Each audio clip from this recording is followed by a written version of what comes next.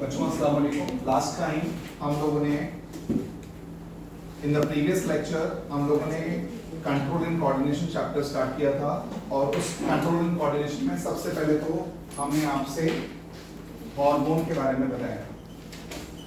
Hormones क्या होते हैं? I told you that hormones are the chemical messengers.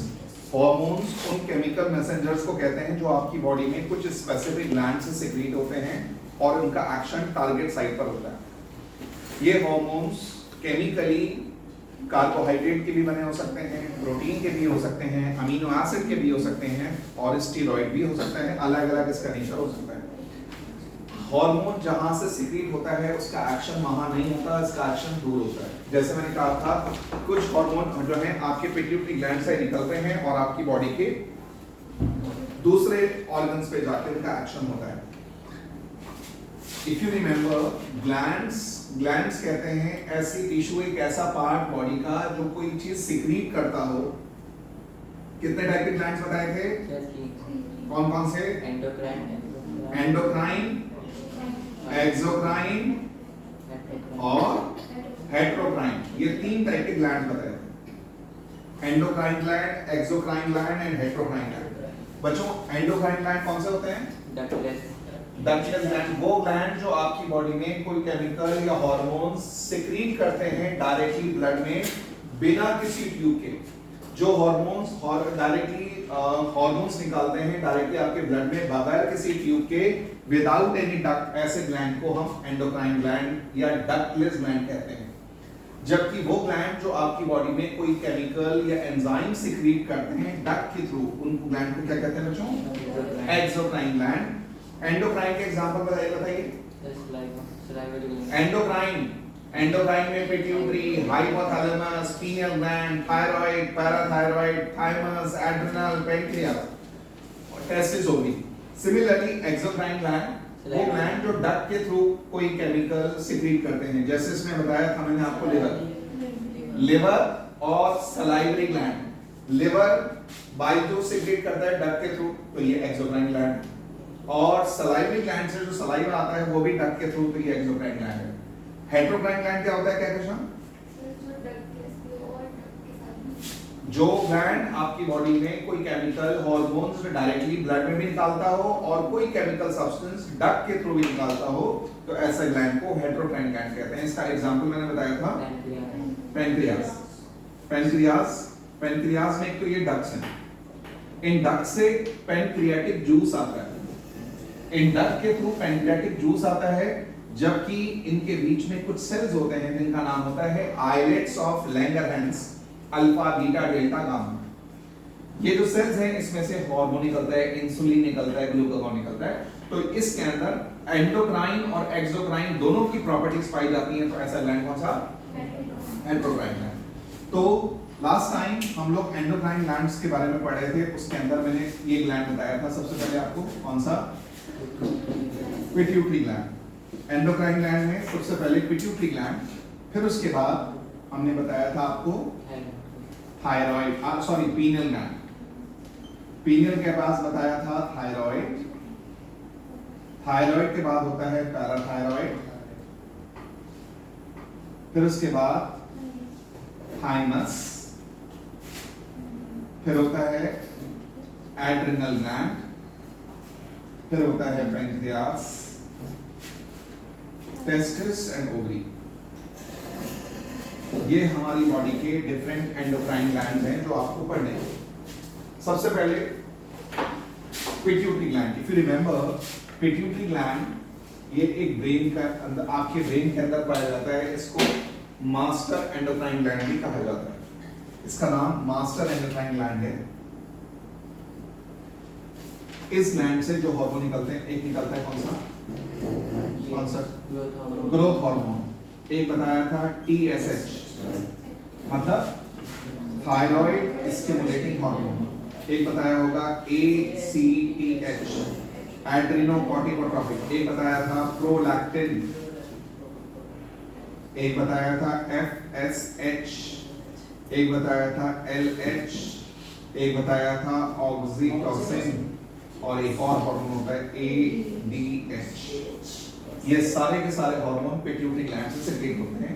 बच्चों ग्रोथ हार्मोन आपको बताया था आपकी बॉडी के अंदर ग्रोथ को रेगुलेट करता है आपकी बॉडी के हर पार्ट में, आपकी मसल्स हो, आपकी हड्डियां हो, आपकी मसल्स, आपकी स्किन, आपकी बॉडी में हर पार्ट में जो सेल्स डिवाइड कर रहे हैं उसमें प्रोपोर्शनेट ग्रोथ ही इसकी वजह से। और आपको ये भी बताया था अगर एक्सेस में हार्मोन निकल जाए बॉडी में तो आपकी बॉडी में एक्स्ट्रा ऑर्डिनरी ग्रोथ होने लगेगी जिसकी वजह से एक बीमारी होती है जिसका नाम होता है जाइजेंटिज्म। अगर ये हार्मोन किसी पर्सन में कम सिक्रीट होता है तो उसकी वजह से जो डिजीज होती है उसका नाम ड्वार्फिज्म होता है। ये हार्मोन थायराइड स्टिमुलेटिंग हार्मोन, ये हार्मोन आपके थायराइड ग्लैंड को स्टिमुलेट करता है। जब थायराइड ग्लैंड स्टिमुलेट होगा तो थायराइड ग्लैंड अपने अपने हार्मोन तभी रिलीज करेगा जब ये टीएसएच उसको स्टिमुलेट देगा। और दूसरा थायराइड ग्लैंड की ग्रोथ को रेगुलेट करने वाला भी टीएसएच होता है। तीसरा है एड्रेनोकॉर्टिकोट्रोपिक। एड्रेनो मतलब होता है किडनी, ये एड्रेनल ग्लैंड किडनी के ऊपर एड्रेनल ग्लैंड है, उसके किडनी के ऊपर ये जो एड्रेनल ग्लैंड है इसके दो पार्ट होते हैं कॉर्टेक्स और मेडुला। तो ये हार्मोन जाके इसके कॉर्टेक्स को स्टिमुलेट करता है और कॉर्टेक्स से निकलने वाले हार्मोन्स का नाम होता है क्या? कॉर्टिकॉइड्स। कॉर्टिकॉइड भी होते हैं अलग अलग टाइप के, सेक्स कॉर्टिकॉइड्स होते हैं और मिनरलोकॉर्टिकॉइड्स होते हैं, ग्लूकोकॉर्टिकॉइड, पर कॉर्टिकॉइड हार्मोन को स्टिमुलेट कराता है। प्रोलैक्टिन, लैक्टो मतलब मिल्क, ये हार्मोन मदर्स के अंदर, इसका मकसद मदर के अंदर मेमोरी ग्लैंड्स में मिल्क प्रोडक्शन कराना कब? During lactation period. Lactation period के टाइम पे जब मदर्स अपनी बेबी को नर्स कर रही होती हैं, फीड करा रही होती हैं, उस दौरान उनकी बॉडी में मिल्क प्रोडक्शन के लिए ये हार्मोन जिम्मेदार होता है। That's called the prolactin. देखो मदर के अंदर मिल्क से रिलेटेड दो हार्मोन होते हैं, एक ये वाला बताया था और एक ये वाला। इधर देखो, इस हार्मोन को आम ज़बान में कहा जाता है milk ejecting and birth hormone. Milk ejecting and birth hormone का मतलब है जब किसी मदर के अंदर बर्थ का टाइम आता है तो मसल्स के अंदर, यूट्रस की मसल में जो कॉन्ट्रैक्शंस होता है, जो पेन स्टार्ट होता है, मसल्स, यूट्रस की मसल में कॉन्ट्रैक्शन कराने वाला यही हार्मोन है। और बच्चे के जन्म होने के बाद, बेबी की बर्थ होने के बाद माँ की बॉडी से जो पहला मिल्क इनिशिएट होता है, स्टार्ट होता है, उसको सिक्रीट कराने वाला भी ये हार्मोन है। ये मिल्क को इनिशिएट करता है और ये मिल्क को कंटिन्यू रखता है। ये वाला हार्मोन आम ज़बान में कहलाता है milk ejecting and birth hormone. वो हार्मोन जो बर्थ के टाइम पे रिलीज हो और बेबी के जन्म के बाद, बर्थ के बाद मदर की बॉडी से मिल्क निकलने की शुरुआत कराता हो, वो ये वाला है। और मिल्क को कंटिन्यू रखता है ये वाला। समझ आई बात? उसके बाद FSH की फुल फॉर्म बताई थी, follicular stimulating hormone. I told you that, मैंने आपको ये बात बताई थी कि अगर छोटे बच्चों की बात करें, बच्चों में गर्ल्स हो या बॉयज हो, at the time of birth किसी भी इंसान के बर्थ के टाइम पे जो रिप्रोडक्टिव ऑर्गन्स होते हैं वो मैच्योर नहीं होते, लेकिन वो इंसान जब पुबर्टी की एज में एंटर होता है, मैच्योरिटी वाली एज में एंटर होता है, तो उसके रिप्रोडक्टिव ऑर्गन्स में मैच्योरिटी आ जाती है। और मैच्योरिटी के लिए ये वाला हार्मोन जिम्मेदार होता है। कौन सा? FSH, follicular stimulating hormone, is secreted both in male and females. Male and female दोनों में ये हार्मोन रिलीज होता है जिसका नाम है follicular stimulating hormone. Is that clear? ये अच्छा, ये वाला जो हार्मोन है मैंने आपको बताया था, ये फीमेल के अंदर, गर्ल्स में सिक्रेट होता है। जैसे देखें, आपको बताया था ओवरीज होती है ना, ओवरी, फीमेल की जो ओवरी होती है इसमें बहुत सारी फॉलिकल्स होती हैं। हर महीने में इधर देखो, एक फॉलिकल, ये हार्मोन आता है गर्ल्स में, ये फॉलिकल मैच्योर होने लगती है। और जब ये पूरी तरह से मैच्योर हो जाती है तो एक दूसरा हार्मोन आता है, कौन सा? LH। LH के आने पर ये फॉलिकल बर्स्ट होती है और बर्स्ट होते ही इसके अंदर से एग निकलकर कहां चला जाता है? ओवरी से निकलकर फैलोपियन ट्यूब में, ओविडक्ट में जाता है। फीमेल के अंदर ओवरी से एग का रिलीज होना, डिस्चार्ज होना इनटू द ओविडक्ट, इसके लिए शाम बताया था, क्या कहते हैं? फीमेल के अंदर, गर्ल्स में, ह्यूमन फीमेल्स के अंदर हर मंथ में, मेंस्ट्रुअल साइकिल के मिड इंटरवल में, हर महीने में ये प्रोसेस होता है ओव्यूलेशन, और उसको कराने वाला कौन सा हार्मोन है? LH। मैंने आपको ये भी बताया था कि जो जितनी भी कॉन्ट्रासेप्टिव पिल्स आती हैं, most of the contraceptive pills जो आती हैं, बर्थ कंट्रोल वाली जो पिल्स आती हैं, बहुत सारी पिल्स का मकसद है इस हार्मोन का सिक्रेशन बंद कराना। अगर ये हार्मोन नहीं आएगा किसी लेडी के अंदर, अगर ये हार्मोन सिक्रेट नहीं होगा तो उस लेडी का ओव्यूलेशन नहीं होगा। ओव्यूलेशन नहीं होगा तो इसका मतलब ओविडक्ट में एग नहीं आएगा, और एग नहीं आएगा तो एग नहीं आएगा तो स्पर्म आ भी गया तो फर्टिलाइजेशन नहीं होगा, तो जिसकी वजह से प्रेगनेंसी के चांसेस नहीं होंगे। तो इसलिए ये हार्मोन जो है फीमेल के अंदर सीक्रेट होता है। ये वाला हार्मोन बताया था एंटी, इधर देखो, एंटी डायूरेटिक हार्मोन। ये हार्मोन पिट्यूटरी ग्लैंड से आता है और आपके नेफ्रॉन की जो कलेक्टिंग डक्ट होती है उसको स्टिमुलेट करके उसमें से पानी को अब्सॉर्ब कराता है। This hormone is concerned with the absorption of water. ये पानी को अब्सॉर्ब कराने के लिए रिस्पांसिबल होता है एडीएच। और आपको ये बताया गया था कि अगर ये हार्मोन आपकी बॉडी में कम सीक्रेट हो तो क्या होगा, तो आपका जो यूरिन आउटपुट है, समर्स में आप एक दिन में 1 से 2 litre 1.5 litre urine expel out करते हैं, लेकिन अगर ये हार्मोन नहीं आएगा एडीएच तो ये वैल्यू बढ़कर 3 लीटर 4 लीटर 5 लीटर बढ़ जाएगी, या विंटर्स में तो और बढ़ जाएगी। इस कंडीशन को जब एडीएच हार्मोन ना आए और पानी अब्सॉर्ब ना हो, यूरिन में पानी ज्यादा जाने लगे, तो इसके लिए एक टर्म बताया था, कौन सा, ये वाली डायबिटीज बताई थी, कौन सी, डायबिटीज इंसिपिडस। जो नॉर्मल डायबिटीज हम लोग जानते हैं उसका नाम डायबिटीज मेलाइटस। जो नॉर्मल वाली डायबिटीज है वो डायबिटीज मेलाइटस है, लेकिन एडीएच की कमी से होने वाली डायबिटीज क्या रहेगी, डायबिटीज इंसिपिडस। समझ आ रही है? आगे सुनिए। आफ्टरवर्ड्स हमने बात की थी पीनल ग्लैंड की। देखो ये पीनल ग्लैंड है, ये जो पीनल ग्लैंड है ये भी आपके ब्रेन के अंदर प्रेजेंट है। इसको, इसमें से जो हार्मोन निकलता है वो क्या है, कौन सा हार्मोन निकलता है, मेलाटोनिन। ये हार्मोन रिलीज होता है मेलाटोनिन, और ये मेलाटोनिन हार्मोन का काम है बच्चों आपकी बॉडी में स्लीप के लिए, ये नींद के लिए जरूरी है ये। और आपको बताया था ये रोशनी होने पर ये हार्मोन निकलना बंद हो जाता है, और अंधेरे के अंदर ये हार्मोन सीक्रेट होने लगता है, जिससे आपको नींद आती है। और जिन लोगों के अंदर ये हार्मोन ठीक से नहीं निकलता तो उसकी वजह से उनको एक परेशानी होती है जिसका नाम है इंसोम्निया। इंसोम्निया का मतलब नींद ना आना, लैक ऑफ स्लीप। नींद ना आने को इंसोम्निया कहते हैं। तो पीनल, अच्छा एक और चीज बताई थी, इधर देखो, इसी पीनल ग्लैंड की वजह से आपकी जो दिन और रात की जो साइकिल है, जो आपको बताया था जो एनिमल्स दिन में एक्टिव होते हैं और रात में सोते हैं, इनएक्टिव होते हैं, उनको क्या कहते हैं, उनको कहते हैं डायरनल। ऐसे एनिमल कहलाते हैं डायरनल। और जो एनिमल रात में एक्टिव होते हैं दिन में सोते हैं उनको कहते हैं नॉकटर्नल। तो हम लोग डायरनल हैं, हम लोग दिन में एक्टिव होते हैं रात में सोते हैं। तो ये हमारी जो स्लीप साइकिल है हमारी बॉडी में, जो हमारी डेली रिदम है, जो साइकिल है, उसको रेगुलेट यही हार्मोन करता है जिसका नाम है मेलाटोनिन। और ये पिट्यूटरी पीनल ग्लैंड से सीक्रेट होता है। यहाँ पे बात समझ आ गई थी? रब कर दूं? इधर देखें, ये पिट्यूटरी ग्लैंड कंप्लीट हो गया था। पिट्यूटरी ग्लैंड के बाद पीनल भी आपको बता दिया था। थायराइड, थायराइड बता रहा था।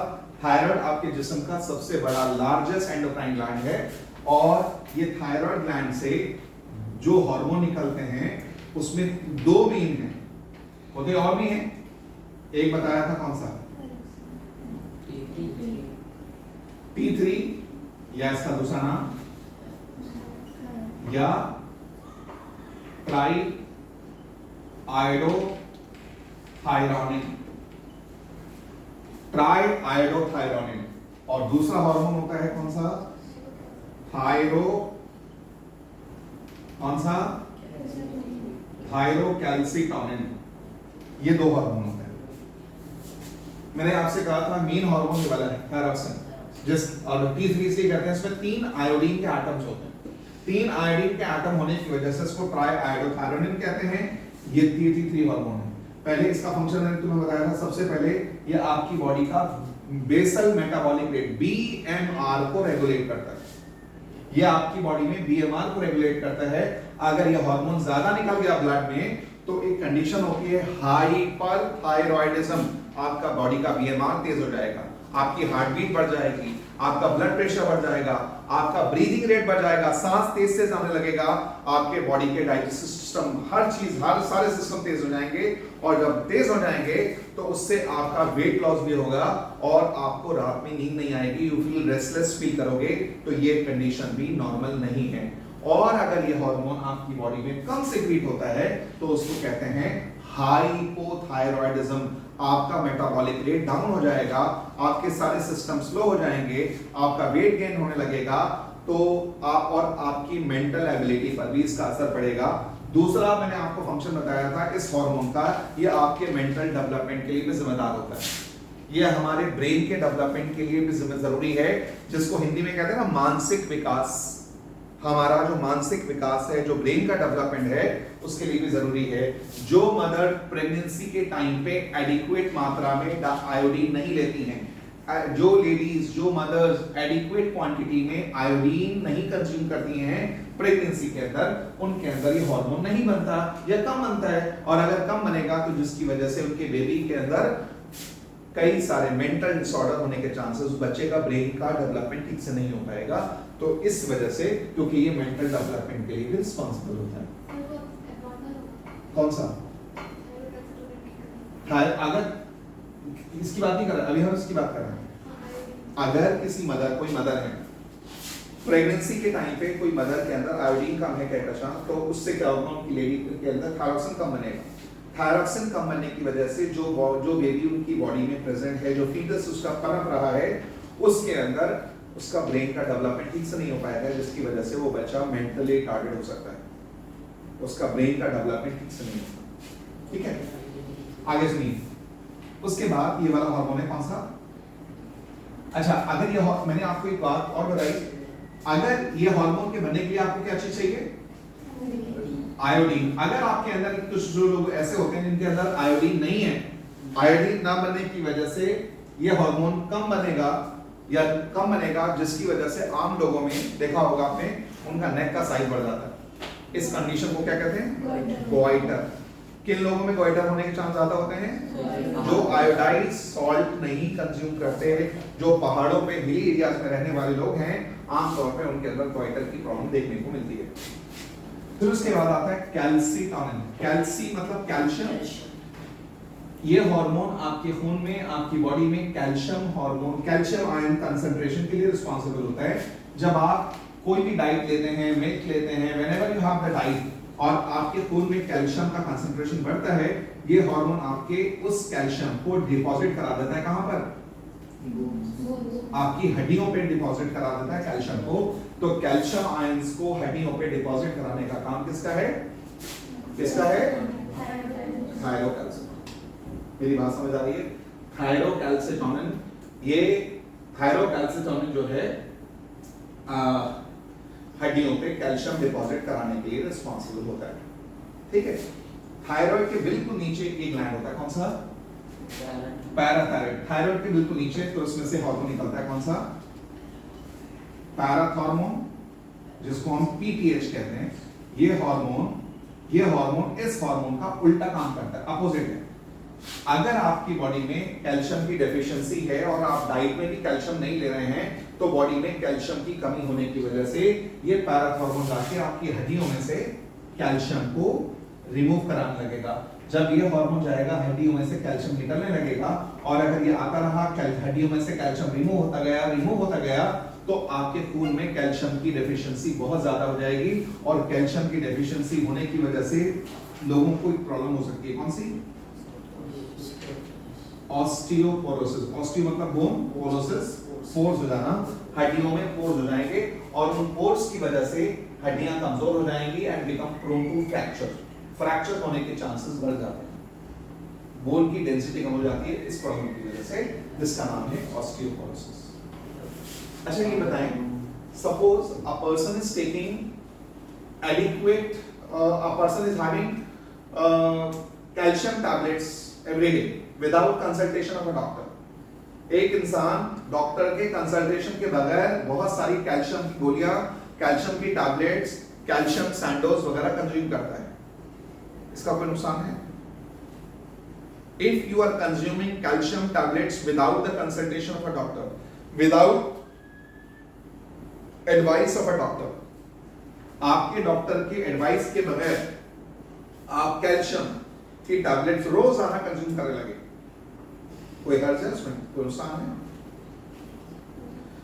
कोई नुकसान है? कैल्शियम अगर ज्यादा आपके खून में होगा तो उससे एक प्रॉब्लम होती है जिसका नाम है, आपकी बॉडी में क्या होने लगेगा? कैल्शियम ऑक्सलेट, जिसको आम जबान में कहा जाता है रीनल स्टोन्स। किडनी में स्टोन्स हो जाएंगे, जिसको हिंदी में कहते हैं पथरी।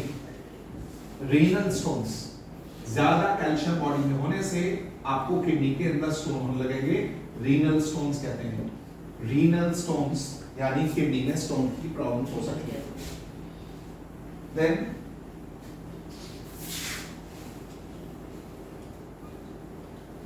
उसके बाद सुनिए थाइमस ग्लैंड। थाइमस कहां है? इधर देखें, आपके हार्ट के ऊपर, आपके हार्ट के ऊपर यहां पे ग्लैंड होता है थाइमस। ये जो थाइमस ग्लैंड है ना बेटा, इसमें से एक हार्मोन निकलता है, कौन सा? कौन सा? कौन सा हार्मोन निकलता है? थाइमोसिन। ये थाइमस आपके हार्ट के ऊपर ग्लैंड है बच्चों, और ये ग्लैंड साइज में छोटा होता जा रहा है विद द प्रोग्रेसिव एज। जैसे जैसे आपकी एज बढ़ती जा रही है, आपकी एज के साथ साथ साइज में छोटा होता जा रहा है। तो इसमें से जो हार्मोन निकलता है वो किसका तो नाम क्या है? थाइमोसिन। ये हार्मोन क्या करता है? एक देखना, stimulates the maturation of क्या?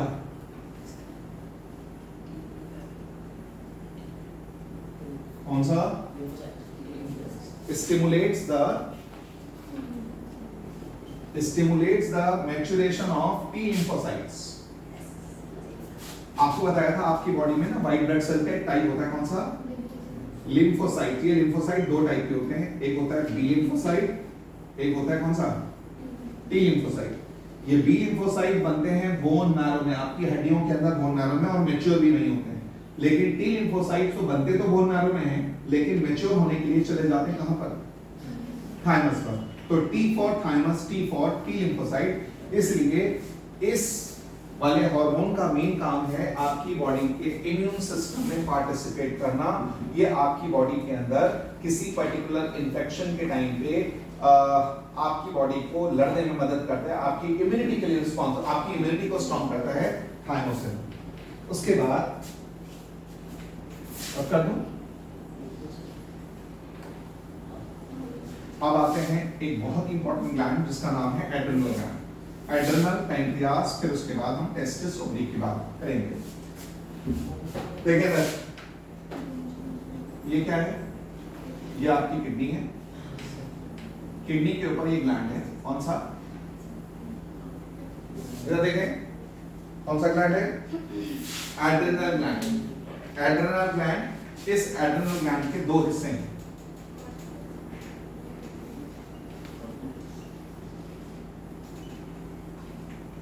कौन सा? और अंदर वाला जो पार्ट है कौन सा? Adrenal medulla. ये जो ग्लैंड है, ये जो ग्लैंड आपको सामने है एड्रिनल ग्लैंड, इसको ग्लैंड ऑफ इमरजेंसी भी कहा जाता है। और बच्चों इस ग्लैंड का एक और नाम है, एड्रिनल ग्लैंड को ना, एड्रिनल ग्लैंड को ये वाला ग्लैंड भी कहा जाता है 4S, 4S ग्लैंड। 4S का मतलब होता है related to salt, sugar, sex and stress. ये हमारी बॉडी में चार चीजों से रिलेटेड है। हमारी बॉडी में पहला है सॉल्ट कंसंट्रेशन को, नंबर 2 शुगर के कंसंट्रेशन को, नंबर 3 सेक्स हार्मोन के कंसंट्रेशन को, और आखिरी है स्ट्रेस के टाइम पे ये रेगुलेट करता है। ये चार चीजों से ये ग्लैंड एसोसिएटेड है। चार कंडीशन में चार चीजों से एसोसिएटेड होने की वजह से इसको 4S ग्लैंड कहा जाता है। 4S ग्लैंड, अब सुनिए, ये आपके जिस्म का एक वाहिद ऐसा ग्लैंड है। इधर देखो, उधर सब बच्चे, हमारी बॉडी में जो ये एड्रेनल ग्लैंड है किडनी के ऊपर, अगर इसका ऊपर वाला पार्ट काट दिया जाए, रिमूव कर दिया जाए ना एड्रेनल कॉर्टेक्स, तो इस रिमूव करने की वजह से हमारी थोड़ी देर के बाद डेथ हो जाएगी। अकेला एक ऐसा ग्लैंड है बॉडी में जिसकी कमी से, जिसके रिमूव करने से बॉडी पर्सन की डेथ हो जाएगी। मेडुला निकालोगे तो नहीं होगी, लेकिन एड्रेनल कॉर्टेक्स रिमूव कर दिया तो डेथ हो जाएगी। ये जिंदा रहने के लिए, सरवाइव करने के लिए बहुत ज्यादा जरूरी है कॉर्टेक्स। तो एड्रेनल ग्लैंड के दो हिस्से हैं, कॉर्टेक्स और मेडुला, और इस कॉर्टेक्स से जो हार्मोन्स निकलते हैं ना, कई सारे होते हैं, मैं उनको जनरली क्या कह रहा हूं, क्या कहते हैं, कॉर्टिकॉइड्स, कॉर्टिकॉइड हार्मोन्स हैं। ये हार्मोन किस चीज को रेगुलेट करते हैं?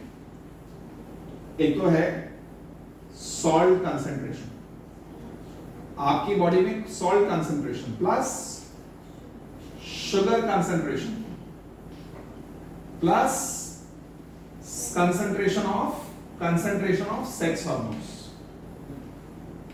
ये इन चार चीजों से रिलेटेड है कॉर्टिकॉइड्स। एड्रेनल कॉर्टेक्स से निकलने वाले हार्मोन को कॉर्टिकॉइड कहते हैं। इसमें सॉल्ट कंसंट्रेशन, इसमें शुगर का कंसंट्रेशन और सेक्स हार्मोन के कंसंट्रेशन को रेगुलेट करना। बच्चों, आपकी बॉडी में देखें, सॉल्ट कंसंट्रेशन में सबसे इंपॉर्टेंट एक होता है क्या, कौन सा? Sodium ion, Na+। अगर आपकी बॉडी में, इधर देखो, अगर आपके ब्लड में, आपकी बॉडी में सोडियम आयन का कंसंट्रेशन घट जाएगा तो आपका बीपी लो होने लगेगा। आपका बीपी, आप सुना होगा ना, जिन लोगों को बीपी लो हो रहा हो तो नमक दे देते हैं, और जिन लोगों का बीपी हाई होता है उनको मना करते हैं नमक ना लें। नमक में क्या होता है? Na+, OCl-। तो ये Na+ आयन को एब्सॉर्ब करने में मदद करता है कौन सा हार्मोन? ये कॉर्टिकॉइड, सॉल्ट कंसंट्रेशन। फिर उसके बाद शुगर का कंसंट्रेशन को, यानी शुगर में कौन मीन? शुगर में मीन क्या? आपके खून में, आपकी बॉडी में ग्लूकोज के कंसंट्रेशन को रेगुलेट करते हैं। और ये बच्चों इधर देखना, सेक्स हार्मोन। एक बड़ी इंटरेस्टिंग बात यह है, कोई भी इंसान, मेल हो या फीमेल हो, हम सब के अंदर दो टाइप के हार्मोन्स होते हैं। इधर देखो, एक होते हैं एंड्रोजन्स और एक होते हैं ईस्ट्रोजन्स। ये हार्मोन मेल सेक्स हार्मोन्स कहलाते हैं। इधर देखें, androgens are the male sex hormone, जबकि ईस्ट्रोजन को फीमेल सेक्स हार्मोन कहा जाता है। अगर आप लड़के हैं, अगर आप मेल हैं, तो आपके ब्लड के अंदर इस वाले हार्मोन एंड्रोजन का कंसंट्रेशन ज्यादा होगा, ये हार्मोन कम होगा, लेकिन होंगे दोनों। अगर आप मेल हैं तो आपके अंदर ये वाला हार्मोन ज्यादा होगा, लेकिन ये भी होगा कम क्वांटिटी में होगा। और अगर आप फीमेल हैं तो आपके अंदर ये वाला हार्मोन ज्यादा कंसंट्रेशन में होगा, लेकिन एंड्रोजन भी आपके खून में प्रेजेंट होगा। इसकी रेशियो होती है, इधर देखें सब बच्चे, इसका एक नॉर्मल रेशियो होता है। दोनों हार्मोन हमारे अंदर, मेल फीमेल दोनों के हार्मोन्स प्रेजेंट होते हैं, लेकिन अगर हमारी बॉडी में ये रेशियो बिगड़ जाए, ये हार्मोन का रेशियो बिगड़ जाए तो प्रॉब्लम आती है। फॉर एग्जांपल, मान लीजिए किसी लेडी के अंदर एंड्रोजन की कंसंट्रेशन बढ़ जाए, सना क्या होगा? अगर किसी लेडी में, किसी वुमेन के अंदर मेल हार्मोन का कंसंट्रेशन बढ़ जाए तो क्या होगा? इधर देखो सब अच्छे ध्यान दो। इधर कुछ ऐसी वुमेन को देखा आपने, 60 साल 65 साल 70 साल की है, कुछ ऐसी लेडीज होती हैं जिनके चेहरे के ऊपर हेयर ग्रोथ होने लगती है, लाइक दैट ऑफ मैन की तरह फीमेल के अंदर चेहरे के ऊपर हेयर ग्रोथ होने लगती है। वो इसकी वजह यह है, उस लेडी के अंदर ये एंड्रोजन का कंसंट्रेशन बढ़ने की वजह से होता है। और उल्टा, अगर किसी लड़के में, किसी मेल के अंदर अगर ये वाले हार्मोन का कंसंट्रेशन बढ़ जाए तो उस लड़के में फेमिनिन कैरेक्टर्स डेवलप होने लगते हैं। जैसा कि नॉर्मली आपने सुना होगा ब्रेस्ट डेवलपमेंट इन मेल्स, इसके लिए एक टर्म इस्तेमाल करते हैं मेडिकल साइंसेस में, जिसको कहते हैं गायनिकोमेस्टिया। गायनिकोमेस्टिया, ब्रेस्ट का डेवलपमेंट मेल्स के अंदर, इसको गायनिकोमेस्टिया कहा जाता है बेटा। ये हार्मोन के डिस्टर्ब होने की वजह से होता है। तो मतलब ये है कि मेल हार्मोन का कंसंट्रेशन अगर फीमेल में रिलीज हो तो वो भी एबनॉर्मल है, और अगर फीमेल हार्मोन का कंसंट्रेशन मेल में अगर रिलीज हो रहा है तो वो भी नॉर्मल है। तो इसकी वजह से हमारे अंदर डिसऑर्डर आते हैं। अच्छा ये बताइए, किसी मेल के अंदर या फीमेल के अंदर ये हार्मोनल दिक्कत आने लगे, मान लीजिए suppose you are practising doctor and एक पेशेंट है, एक लेडी है 60 साल की, 65 साल की, 70 साल, उनके चेहरे के ऊपर हेयर ग्रोथ हो रही है, मेन की तरह उनकी फेस के ऊपर बाल आ रहे हैं, हेयर ग्रोथ हो रही है, क्या इसका इलाज हो सकता है? ट्रीटमेंट हो सकता है उसका? बिल्कुल ट्रीटमेंट हो सकता है। उस ट्रीटमेंट का नाम है हार्मोन थेरेपी। हार्मोन थेरेपी देके आप उसका इलाज कर सकते हैं। समझ आ रही बात? अब आगे सुनिए, ये वाला हार्मोन सुनिए, एड्रेनल मेडुला से दो हार्मोन निकलते हैं बेटा। एक निकलता है कौन सा? नौ पहले निकलता है एड्रेनलिन और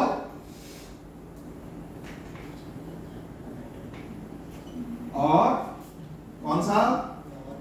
नॉर एड्रेनलिन। ये दो हार्मोन आपके मेडुला से निकलते हैं। यही वाला हार्मोन जो है ना, इसको कौन सा हार्मोन कहते हैं? Stress hormone. बच्चों का देखना, ये वाला जो हार्मोन है इसको स्ट्रेस हार्मोन कहते हैं। देखिए, your heart was pumping like this. इधर देखो, मान लीजिए आपका हार्ट ऐसे पंप कर रहा था, अचानक आपने किसी की डेथ की न्यूज सुनी, किसी के इंतकाल, किसी के डेथ की न्यूज सुनी, आपका हार्ट तेज हो जाएगा, या कोई क्राइसिस है, या कोई क्राइसिस होने वाला है, या कोई अचानक कोई इमरजेंसी आ गई है, आपको कोई डर लग रहा है, या आपको टेंशन हो रही है, उस केस में भी आपके फोन में ये हार्मोन रिलीज होता है। कौन सा? आपको एंजाइटी है, आपके अंदर डर लग रहा है, फ्राइटन है। आपने देखा होगा बच्चों को जब आप डांटते हैं, बड़े डांटते हैं, तो उनके अंदर भी ये हार्मोन रिलीज होता है एड्रेनलिन। इसकी वजह से एड्रेनलिन जब हमारे खून में रिलीज होता है, उसकी वजह से हमारा, इधर देखो, हार्ट बीट तेज हो जाती है, हार्ट बीट तेज हो जाएगी, ब्लड प्रेशर बढ़ जाएगा। इधर देखो, ब्रीदिंग रेट, सांस तेज तेज चलने लगेगा। जो मसल्स हैं, इधर देखो, ये इरेक्टर बताए हुए मसल स्टिमुलेट हो जाते हैं, जिसको हिंदी में कहते हैं रोंगटे खड़े हो जाना, वो ये मसल स्टिमुलेट हो जाएंगे। पीपल का डाया बढ़ जाएगा, पीपल एक्सपैंड हो जाएगी, आंखें एक्सपैंड हो जाएंगी, स्वेटिंग होने लगेगी, पसीना आने लगेंगे, मुंह सूखने लगेगा, हलक सूखना शुरू हो जाएगा, और आपकी हार्ट बीट तेज हो जाएगी, सांस तेज से जाने लगेगा। ये सारी की सारी चीजें किसकी वजह से? एड्रेनलिन हार्मोन की वजह से। बात समझ आ रही है? ये हार्मोन, अच्छा देखें, जब किसी पर्सन की डेथ की न्यूज सुनी आप, तो जैसे ही डेथ की न्यूज सुनी तो सदमा तो पहुंचा, स्ट्रेस पहुंचा ना, तो उसको झेलने के लिए हार्ट जो है ना जल्दी जल्दी खून पंप करता है।